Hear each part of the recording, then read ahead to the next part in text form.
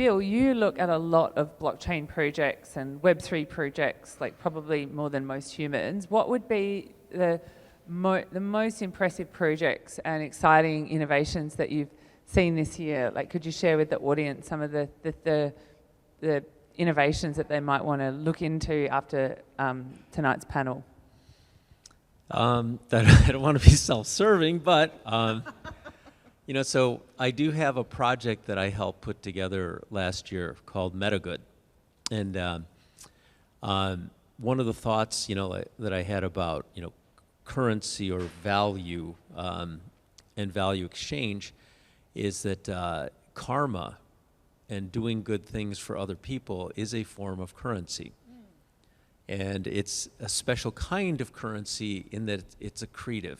It has the potential to be highly accretive. So if you do something nice for someone, it might change their day, and they might do something nice for someone else. It might amplify. So I wanted to see if there was a way to create a system where you could kind of encapsulate that and allow. Please tell me, is this really monetizing karma? Yes. Well, no, it's not. It's not monetizing. It's turning it into an exchangeable asset that is naturally accretive and can grow. Okay. So, yeah. So if you think about, you know, what is a GDP, gross domestic product of a country?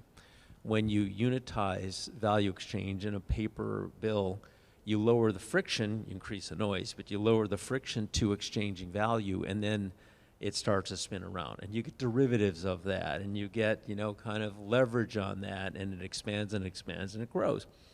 And so in this project called Metagood, we basically did that. You know, so we first started with an NFT collection where members of the community could purchase an NFT. In our case, the NFT is called an OnChainMonkey, and the NFT itself happened a little by accident, but it's a very cute, you know, little NFT thing. But with the purchase of that NFT, every time those NFTs trade hands, there's effectively a little bit of a commission, and that commission goes into a pool, and that pool is a kind of a giant ball of value that is now financial value, because these you can sell it. It's denominated in Ethereum, and anybody that holds these NFTs can submit proposals to the collective group, the DAO, and then those get vetted in a, you know, in however the DAO does it, and little pieces of capital can get allocated. So it's like, imagine if everybody in this room had membership in this. We're all holding a giant magic wand, and the community can decide what gets tapped. And so it's done some phenomenal things. So the proceeds, the capital of this entity has done things like evacuate Afghan Girl. So if you remember the National Geographic cover of the girl with the staring eyes, when the U.S. pulled out of Afghanistan, her and her family were at risk because she was a Western icon. This DAO, this capital pool, funded the evacuation of her and her family to Italy. There's other little projects that have been happening. Like we just had a grant, a proposal that got through, and a grant for some capital to go to the complete refurbishment of a skate park in Brazil. And it's beautiful because it was this, you know, I think it got destroyed in a flood or something like that, totally trashed, and it got cleaned up, new flooring, new ramps, repainted, and now you get a lot of kids that can play there again, you know. And so there's dozens of things that have been happening through the year, and it's really cool because it's very scalable.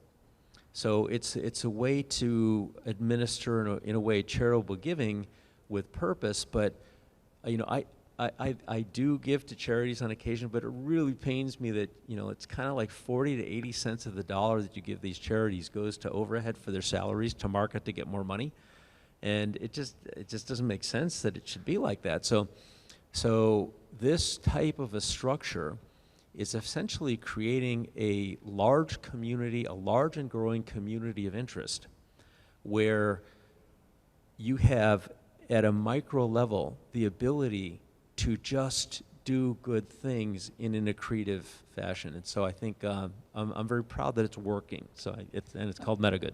And Amanda Terry, who founded it, is Co-founder here. right there. Just Let's stand up and wave for a second. Yeah. She can tell you more about it if you're interested. Bill, to you. can I ask a question about this? Because I really love the idea of this, but what immediately came to mind is there is going to be a group of people who will see an NFT, and the first thing that will come to their mind is speculation. So they are not actually aligned with your mission. They think it's an NFT, bills behind it, might go up. And you might start off with maybe most of the NFT owners being mission aligned, and then through some trading, just by virtue of being tradable, have you thought about how to keep those people out? Well, actually, the point isn't to keep them out, because, if you think about how a real world economy works, so let me take a different example of a part of an economy. So cash market commodities trading for pork bellies. Okay, so you have a real marketplace where there are buyers and sellers and people producing, and there's risk in price to the farmer or the grower, because they don't know at the end of the day when they sell it what that price will be. And there might be something that happens where they're out of business. And so with the addition of speculators that play in the futures market, that are betting on what that price will be, you have a very liquid exchange of the digital twin of those assets that is basically spinning around, and it allows the farmer to hedge his price. And it's fascinating. If you look at options and futures markets, they're all over the place, but for one commodity contract that trades, the option or future might trade 100 to 1,000 times more than the one physical asset that got sold and then finally delivered. So the liquidity, the speculation, it fuels it, because every time one of these things moves, it adds to the capital in the giant magic wand. So it's actually a good thing. Thank you.